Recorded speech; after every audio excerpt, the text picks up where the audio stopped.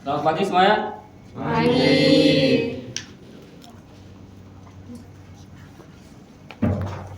Bagaimana kabarnya hari ini? Alhamdulillah baik. Sudah berdoa ya? Belum. Kita visit satu berdoa. Oke, baik. Untuk mengawali pembelajaran kita pada pagi hari ini, alangkah baiknya kita awali dengan sama-sama membaca Bismillahirrahmanirrahim. Allahumma inna nas'aluka bika an tusalliya wa tusallima ala sayyidina Muhammadin wa ala sairil anbiya'i wal mursalin wa ala alihim wa sahbihim ajma'in wa an tu'ammirana datal watani wa nadatal banati bi furu'ihima ila yaumiddin wa an tansurana wa taltaha alaina wa tarzuqana wa tahfazana wa taghfira lana wa li jami'il muslimin ya Allah ya Hayyu ya Qayyum la ilaha illa anta.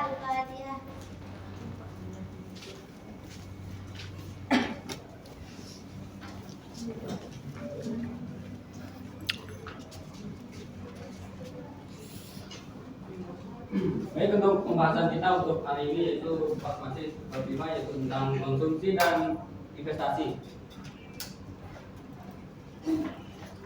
Konsumsi adalah penggunaan barang dan jasa oleh konsumen dan pembeli untuk memenuhi kebutuhan dan keinginan mereka, yaitu maksudnya itu pengeluaran rumah tangga untuk barang dan jasa seperti makanan, pakaian, transportasi dan hiburan. Untuk faktor-faktor yang mempengaruhi konsumsi, yaitu pertama adalah tingkat pendapatan. Pendapatan yang lebih tinggi, kemungkinan konsumen untuk membeli barang itu lebih banyak. Contohnya itu seperti ketika kita memiliki gaji yang tinggi, maka kita ada hasrat untuk menggunakan gaji kita yang tinggi itu untuk membeli barang yang kita inginkan. Yang kedua itu harga. Harga yang lebih tinggi dapat mengurangi daya beli konsumen dan mengurangi konsumsi. Harga yang tinggi tentu kita akan berpikir dua kali untuk membeli suatu barang yang kita inginkan. Begitu juga dengan ketika harganya sedang turun, maka ada keinginan untuk kita membeli barang tersebut. Yang ketiga yaitu kredit. Ketersediaan kredit dapat meningkatkan konsumsi dengan memungkinkan konsumen untuk membeli barang dan jasa secara kredit. Contohnya itu ada kredit motor, mobil, dan juga HP. Yang terakhir ada preferensi konsumen. Pilihan atau minat seorang terhadap produk atau jasa yang mencerminkan kesukaan atau ketidaksukaan terhadap alternatif yang ada. Bisa dibilang ini ada keinginan seorang atau apa yang dia suka itu membeli barang tersebut. Dia tidak memikirkan harganya tinggi atau murah.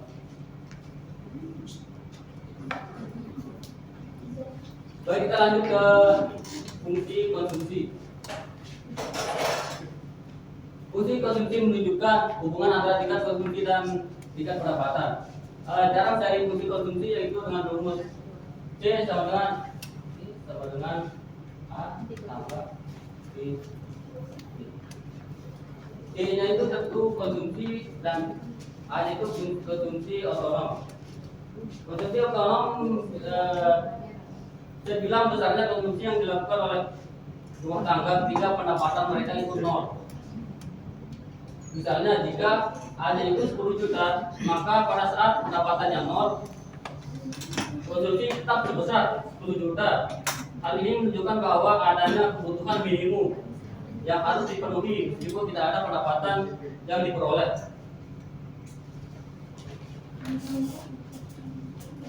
Kemudian B-nya itu koefisien kemiringan garis konsumsi atau marginal presentasi atau MPC, singkat MPC. MPC di sini maksudnya itu menunjukkan seberapa besar perubahan dalam konsumsi yang terjadi akibat perubahan pendapatan. MPC yaitu berkisar antara 0 sampai 1. 0 jika MPC-nya 0 berarti tidak ada perubahan konsumsi dan pendapatan konsumsi dan saat pendapatannya meningkat. Jika MPC-nya 1 berarti seluruh tambahan pendapatan digunakan untuk konsumsi. MPC dapat dihitung dengan rumus. Rumus untuk mencari MPC ini yaitu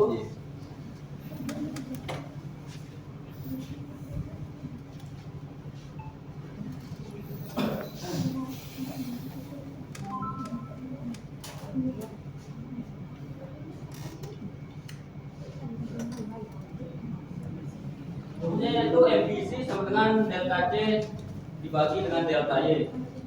Delta C ini itu konsumsi, sedangkan delta Y-nya itu perubahan pendapatan. Dan yang terakhir ada itu Y-nya yang ini adalah jumlah pendapatan yang dapat dibelanjakan. So, saya kasih contoh soal.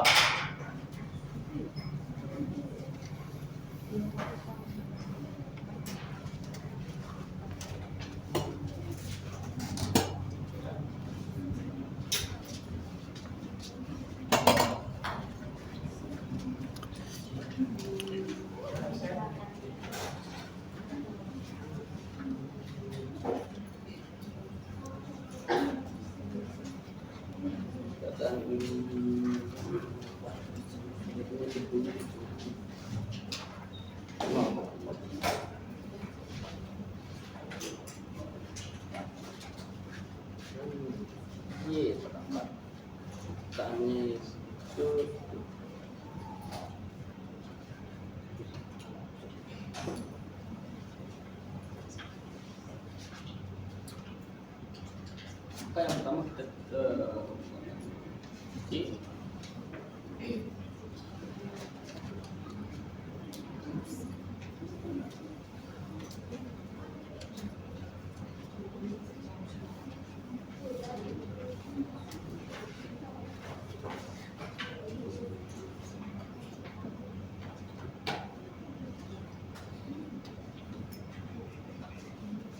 Oke, 0,5 dikali 10.500.000 berapa? Pakai topi berapa? 0,5 dikali 10.500.000.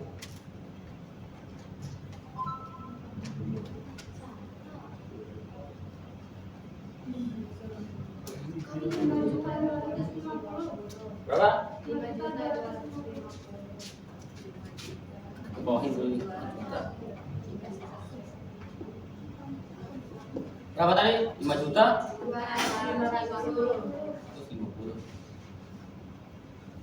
4 juta ditambah yang tadi 9 juta 250.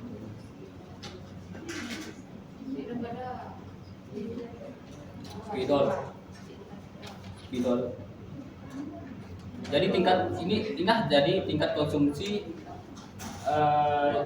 yang diperoleh. Terus paham? Oke. Mungkin kalau konsumsi mudah dipahami, kita lanjut ke selanjutnya.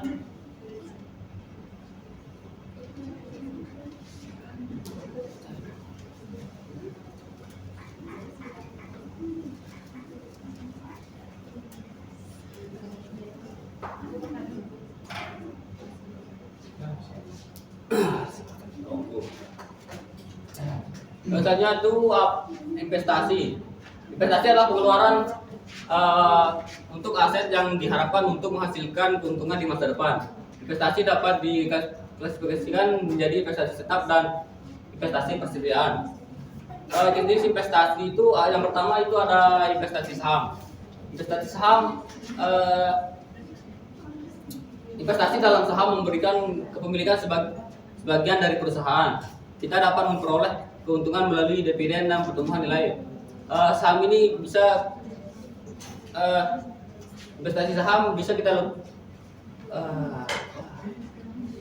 lanjut. Yang kedua itu ada obligasi. Obligasi adalah pinjaman yang diberikan kepada pemerintah atau perusahaan dengan imbalan bunga tetap. Obligasi dianggap sebagai investasi yang lebih konservatif. Selanjutnya yaitu ada reksadana.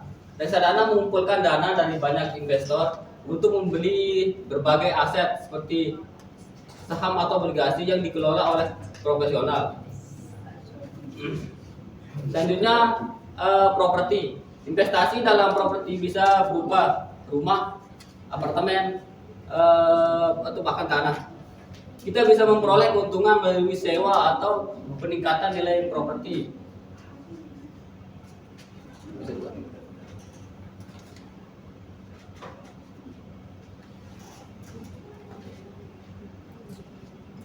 Oke. Selanjutnya itu faktor-faktor yang mempengaruhi investasi. Tingkat suku bunga merupakan faktor penting. Semakin tinggi suku bunga, semakin mahal biaya pinjaman untuk investasi. Kepercayaan bisnis juga mempengaruhi suku bunga. Ketika bisnis merasa optimis tentang masa depan, mereka cenderung lebih banyak investasi.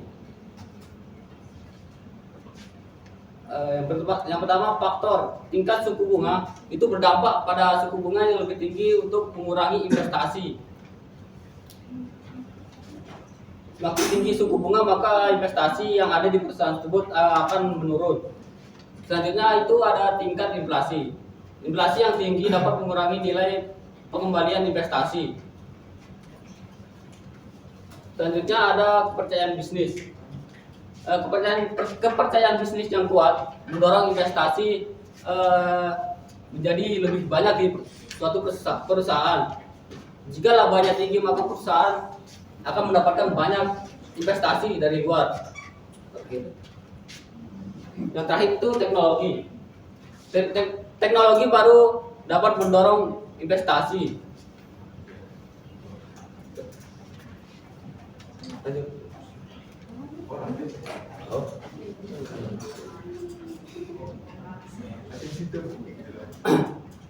Selanjutnya, pentingnya investasi di era modern. Pertumbuhan ekonomi, yang pertama itu pertumbuhan ekonomi. Investasi membantu mendorong pertumbuhan ekonomi dengan mengalokasikan modal ke berbagai sektor. Uang yang diinvestasikan digunakan untuk menciptakan lapangan kerja baru, membangun bisnis baru, dan mengembangkan teknologi yang meningkatkan produktivitas. Yang kedua, menghindari inflasi. Inflasi terus merayap mengurangi nilai mata uang. Investasi dapat membantu melindungi kekayaan kita dan dari inflasi dengan memberikan pengembalian yang lebih tinggi daripada tingkat inflasi, hingga menjadi nilai aset kita tetap stabil. Yang terakhir itu mencapai tujuan keuangan. Apakah kita ingin membeli rumah, menabung untuk pendidikan anak, atau merencanakan masa pensiun yang nyaman? Investasi merupakan alat penting untuk mewujudkan impian-impian kita di masa depan.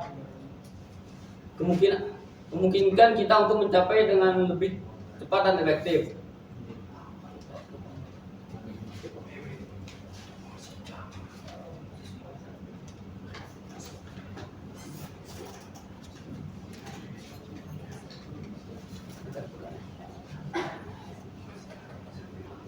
Selanjutnya itu pentingnya keseimbangan konsumsi dan investasi. Keseimbangan antara konsumsi dan investasi sangat penting untuk pertumbuhan ekonomi. Konsumsi rumah tangga sendiri yaitu menyumbang sekitar 60-70% dari pendapatan nasional, mempengaruhi permintaan agregat dan fluktuasi ekonomi. Di sisi lain, investasi berfungsi sebagai motor pertumbuhan untuk meningkatkan produktivitas produk dan permintaan agregat. Teori ekonomi menunjukkan bahwa peningkatan investasi dapat mendukung pertumbuhan jangka panjang dan menciptakan lapangan pekerjaan dan meningkatkan pendapatan. Oleh karena itu, keseimbangan antara keduanya diperlukan untuk mencapai pertumbuhan ekonomi yang berkelanjutan.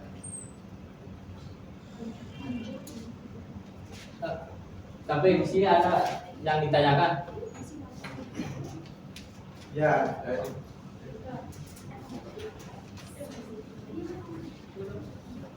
Nah, ini Pak. Ya, Pak. Terkait dengan soal-soal yang kita tadi itu belum Berarti ya contoh soalnya Mas. oh, contoh soalnya. Ini saya kasih contoh. Idol, sekretaris, idol. Yo, cok.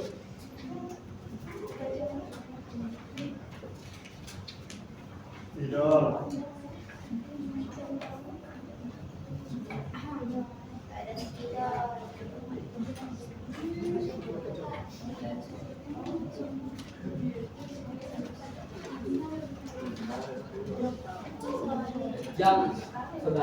Yang sebelah mana yang tidak dipahami?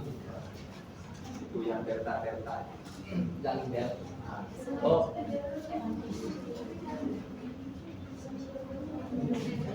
Ya.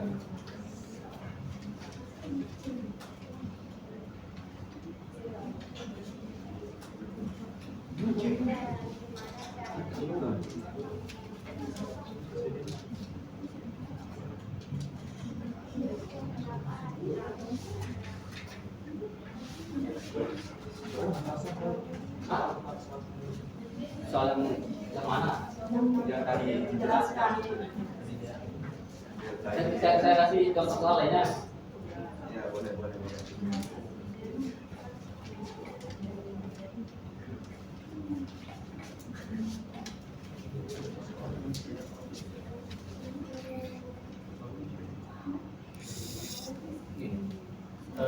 Jika A-nya itu jika A-nya 6 juta misalnya, dan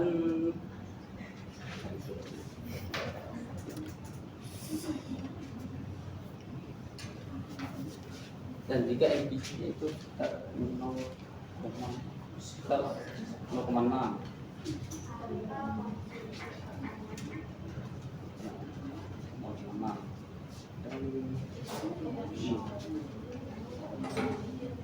Dia misal 8 juta.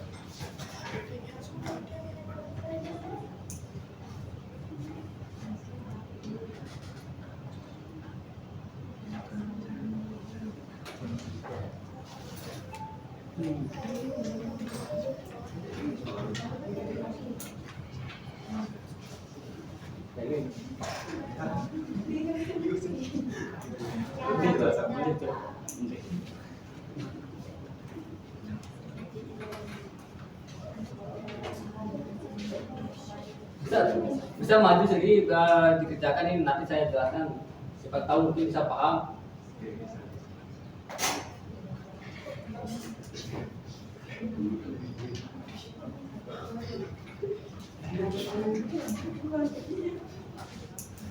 Untuk rumusnya ini yang mana? Ini kan ini. Oh, yang C. Ya. A sama dengan plus A. Oke.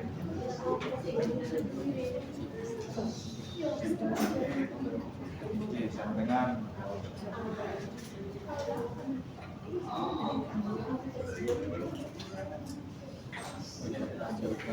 Dia berhasil di sana.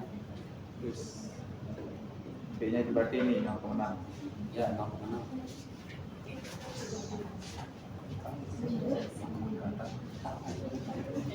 Ditambah dulu. Oh, ditambah dulu ini.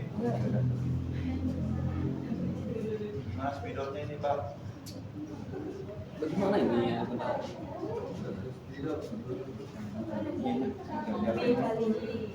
Ini kan sudah ditambahkan dulu B, jadi berarti dikalikan. Dikalikan kali sama Perpanjang merasa itu.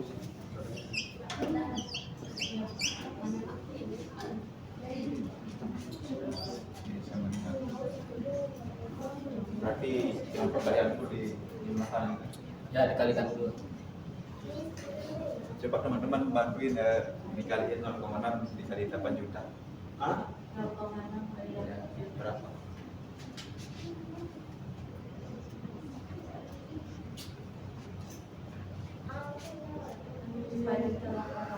Berapa? 4.800.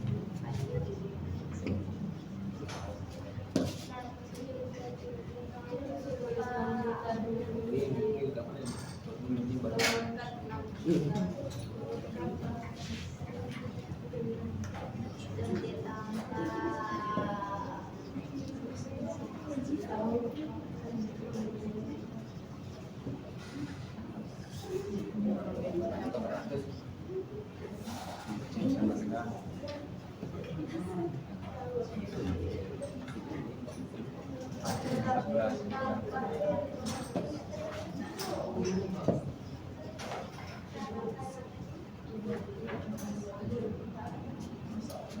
Sudah Pak. Sudah paham? Coba dijelaskan dulu ke teman-temannya.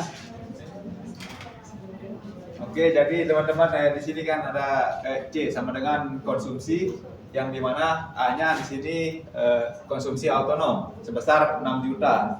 Kemudian yang B di sini termasuk koefisien kemiringan garis konsumsi atau marginal propensity to consuming. Kemudian Y-nya di sini ada apa namanya itu pendapatan yang nominalnya 8 juta.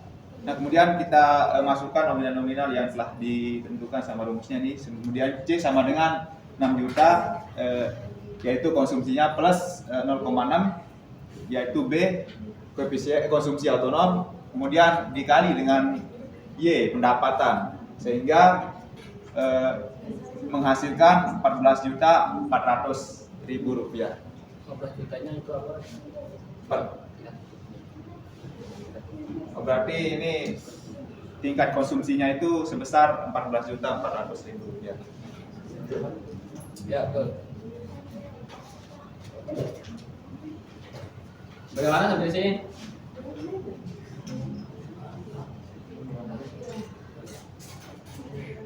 Berapa? Alhamdulillah udah angkat.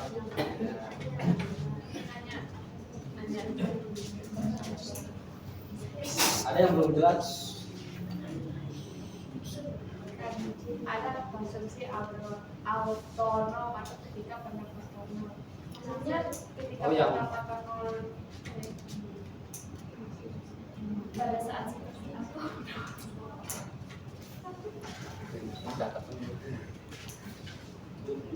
Oh ya, maksudnya yang A ini kan? Ya, Ah, ya, unsur. ya, ya, konsumsi.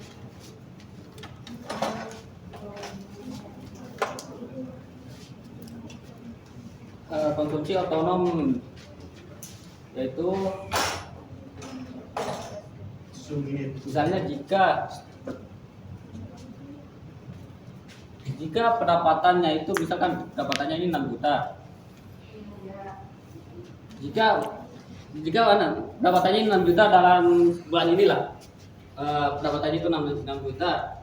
Terus maka pada saat pendapatan konsumsi itu jika pendapatannya 6 juta maka pada bulan ini maka pada bulan selanjutnya misalkan tidak ada pendapatannya itu tidak ada dalam bulan selanjutnya maka tetap tingkat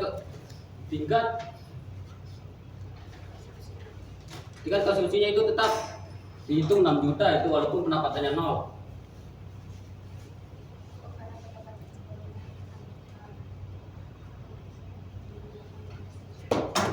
Misalkan pendapatan kita kan misal 1 juta bulan ini, terus bulan depannya itu tidak dapat gaji gitu, terus tetap tingkat pendapatannya tetap itu dihitung 1 juta walaupun belum gajian misalnya di bulan selanjutnya.